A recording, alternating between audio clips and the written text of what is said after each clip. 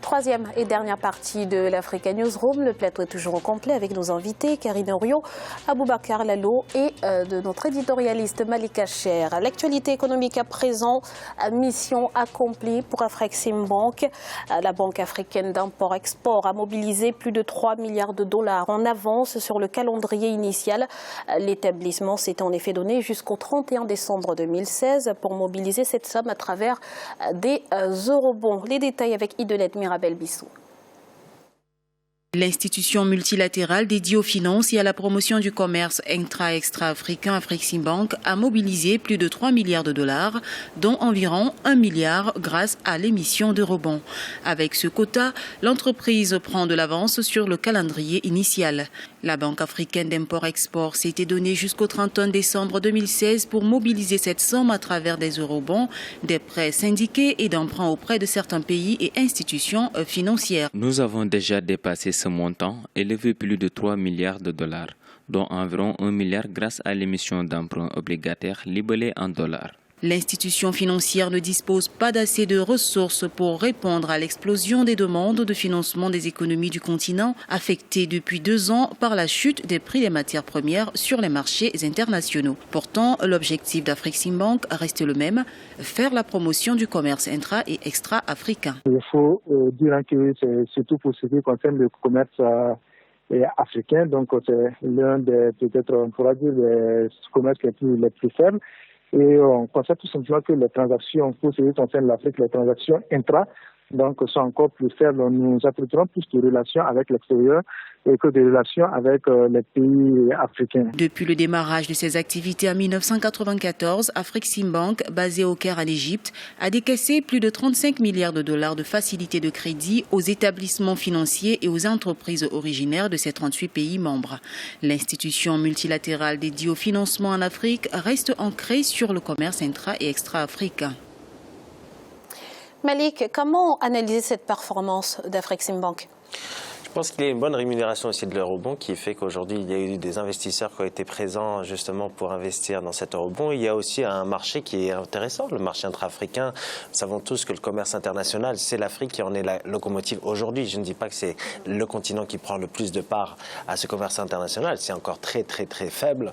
Mais il y a cet axe de développement qui est assez intéressant, qui date depuis 1993. Autant dire que l'Afrique, à cette période, n'était pas en premier plan sur le plan économique dans le commerce mondial. Il y a cette volonté qui est louable de justement développer des axes, des axes de coopération entre pays africains qui permettraient, je dirais, de créer de la valeur ajoutée, de la richesse. Les pays africains commerçaient peu ensemble.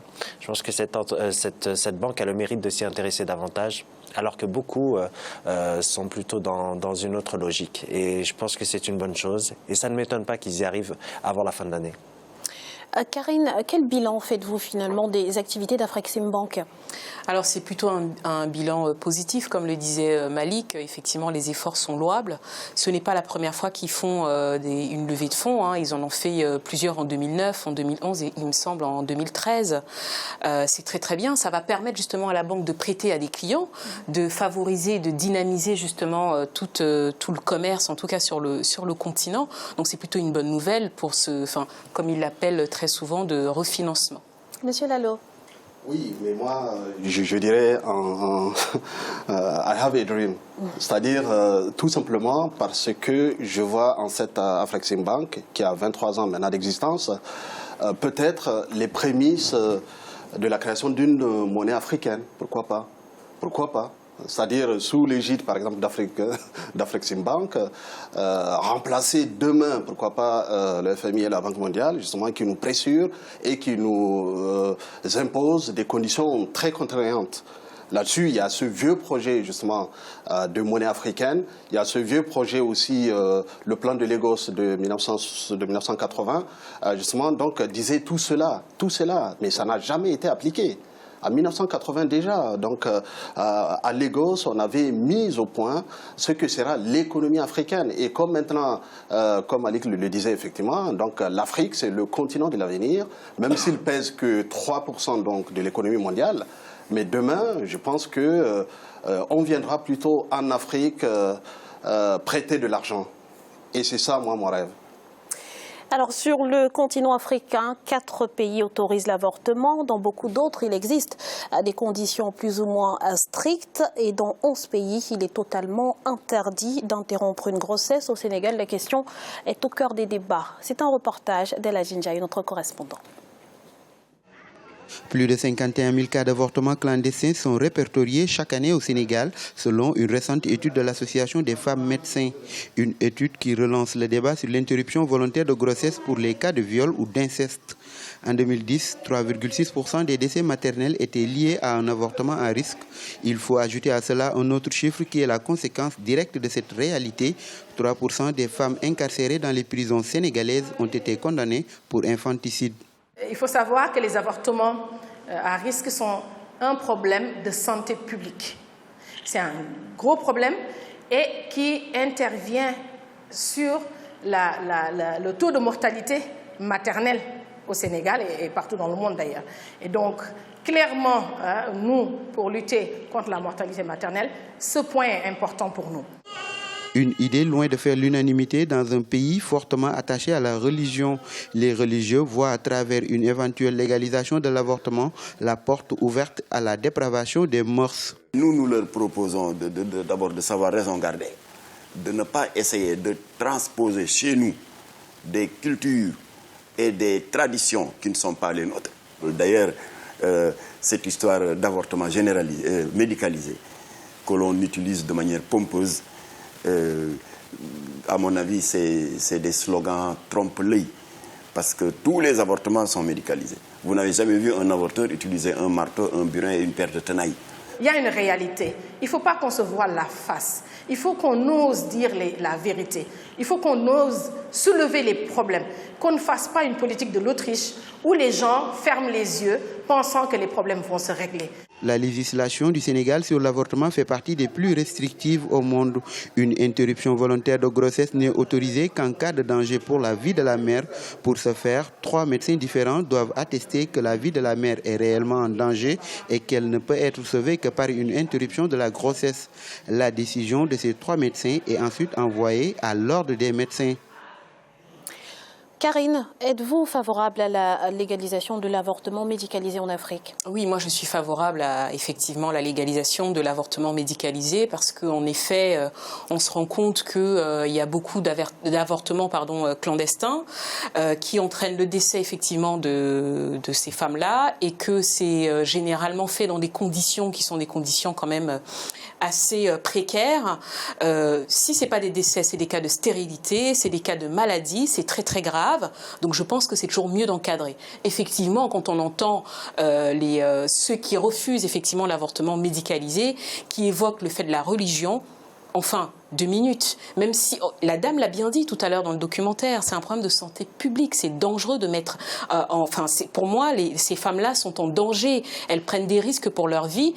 Encore une fois, je pense que c'est toujours mieux effectivement de miser sur la contraception, mais c'est des sujets qui sont délicats. Malik. Je partage tout à fait l'avis qui vient d'être énoncé par Karine. Je suis pour l'avortement médicalisé. Je dirais, c'est encore un sujet tabou dans nos sociétés africaines, cette problématique-là. Il faudrait justement plus de prévention et plus de communication des instances de santé. C'est à l'État d'avoir ce rôle-là, d'aller voir aussi les populations, de dire qu'est-ce que l'avortement, pourquoi la femme décide d'un avortement. Ce n'est pas de gaieté de cœur qu'une femme avorte souvent. Et il faudrait que cela cesse ces visions calcifiées de la femme, du fait qu'elle ne peut pas maîtriser son destin. C'est encore malheureusement très présent dans nos sociétés, je dirais, qui sont très patriarcales. Alors, Monsieur Lalo, pour certains, on l'a entendu dans le reportage, la légalisation de l'avortement est la porte ouverte à la dépravation des mœurs. Qu'en pensez-vous? Voilà, c'est ce que je disais en off. C'est une sorte d'élément de langage justement pour une frange de musulmans. Une frange de musulmans, ça je vais le dire. La question se pose aussi dans les milieux chrétiens. Oui, ça se pose, c'est vrai. Mais de toute façon, même dans l'islam, l'avortement est légalisé à une seule condition, quand cela met en péril, justement, la vie de la mère. Donc, il est autorisé dans ce cas-là. Et le Maroc le fait, le met seulement si, justement, donc, la vie de la mère est en danger. Et qu'est-ce que vous pouvez faire en cas de viol, en cas d'inceste? Quelle attitude allez-vous prendre donc, devant ces cas si particuliers? Ce que nos États, nos gouvernants n'ont pas ce courage-là d'aller prendre à bras le corps tous ces problèmes sociétaux. Par exemple, c'est le même problème avec le code de la famille. Dans beaucoup de pays en Afrique de l'Ouest, il est hors de question de parler, surtout les pays musulmans, dans le Sahel. Vous ne pouvez pas parler du code de la famille au Niger, au Mali et même au Sénégal. Donc ça, ce sont des sujets qui sont tabous. À plus forte raison, l'avortement, effectivement, où il y a plus de 51 000 justement, donc, avortements clandestins, avortements qui se font. Voilà, donc c'est ça, c'est tout un problème donc, de société. Merci, Monsieur Lalo. 11%, c'est notre chiffre du jour et il correspond à la hausse du volume des échanges économiques entre le Maroc et le reste de l'Afrique entre 2005 et 2015. Karine, on a l'impression que l'Afrique subsaharienne se positionne désormais comme le partenaire privilégié du Royaume. Oui, en effet, effectivement, c'est une politique menée depuis, il me semble, 2005. Je trouve que c'est plutôt une bonne nouvelle parce que c'est une stratégie qui couvre, en tout cas au début, on disait qu'ils avaient uniquement misé sur tout ce qui était services financiers. Et là, ils ont étendu effectivement leur stratégie à tous les domaines, même dans les domaines culturels, par exemple, dans le domaine culturel. Donc c'est plutôt une très bonne nouvelle. Et puis enfin, travaillons entre nous sur le continent, c'est plutôt une bonne chose. Malik. Encore une deuxième fois, je partage tout à fait ce qui a été dit dans l'ensemble de cette émission avec Karine et notre invité. Je pense que le Maroc l'Afrique est entre guillemets l'autre frontière du Maroc.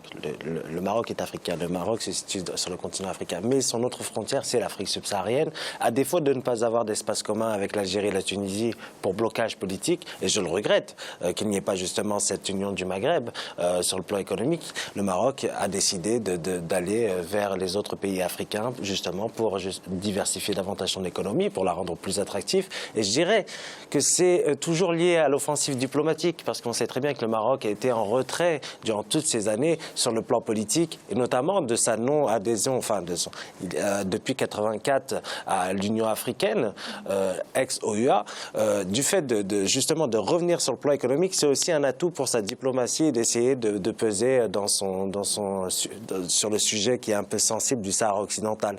Après, libre aux personnes, aux États africains de juger de l'importance, je pense, du phénomène et de la nécessité de l'autodétermination du peuple sahraoui.